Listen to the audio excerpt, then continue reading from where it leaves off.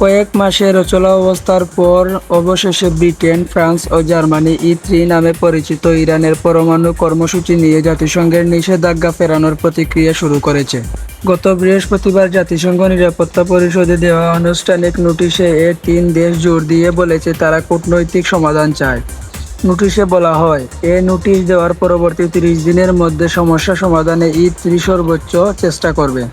2015 সালের পরমাণু চুক্তি ও জাতিসংঘ নিরাপত্তা পরিষদের 22-31 নম্বর প্রস্তাব অনুযায়ী, চুক্তির এক বা একাধিক পক্ষ যদি মনে করে ইরানের বড় ধরনের অঙ্গীকার ভঙ্গ করেছে, তবে তারা নিরাপত্তা পরিষদকে আনুষ্ঠানিকভাবে জানাতে পারে। এইভাবে স্ন্যাপব্যাক প্রতিক্রিয়া শুরু হবে। ওই অবগতির জন্য 30 দিনের মধ্যে সমাধান না হলে ধাপে ধাপে জাতিসংঘের নিষেধাজ্ঞাগুলো ফিরে আসে। এর মধ্যে অন্তর্ভুক্ত রয়েছে ইরানের অস্ত্র, ক্ষেপণাস্ত্র, জাহাজ চলাচল, কর্মকর্তা ও প্রতিষ্ঠানের উপর নিষেধাজ্ঞা। এ সিদ্ধান্ত ভেটো প্রতিরোধী, অর্থাৎ কোনো দেশ চাইলে এককভাবে এটি ঠেকাতে পারবে না।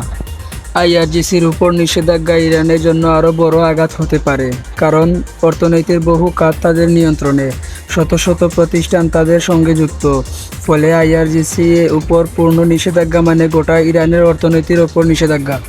সম্প্রতি ইরানি কর্মকর্তাদের সঙ্গে আলোচনায় E3 তিনটি শর্ত দিয়েছিল যাতে স্ন্যাপব্যাক কার্যকর করা না হয়।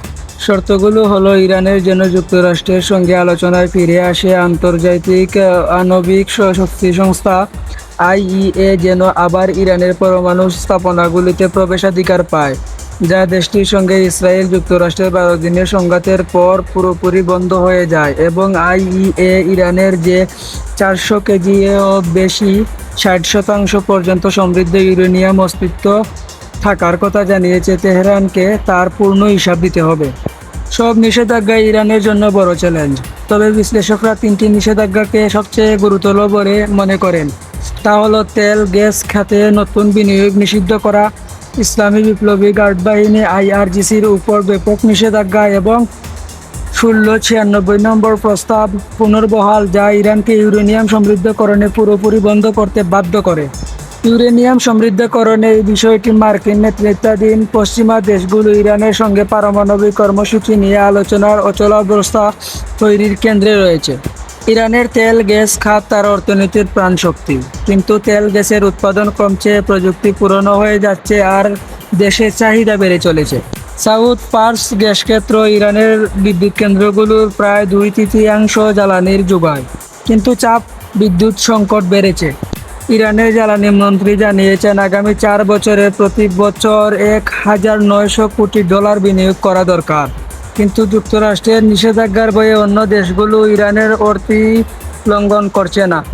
ফলে একমাত্র রাশিয়া ও চীনই এ অর্থ দিতে সক্ষম এবং হয়তো আগ্রহীও দেশ হবে।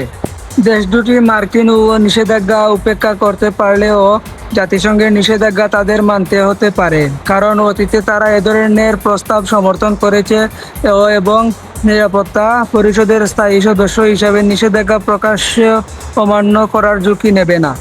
IRGCর উপর নিষেধাজ্ঞা ইরানের জন্য আরও বড় আঘাত আনতে পারে, কারণ অর্থনীতির বহু খাত তাদের নিয়ন্ত্রণে, শত শত প্রতিষ্ঠান তাদের সঙ্গে যুক্ত। ফলে IRGC এর উপর পূর্ণ নিষেধাজ্ঞা মানে গোটা ইরানের অর্থনীতির উপর নিষেধাজ্ঞা।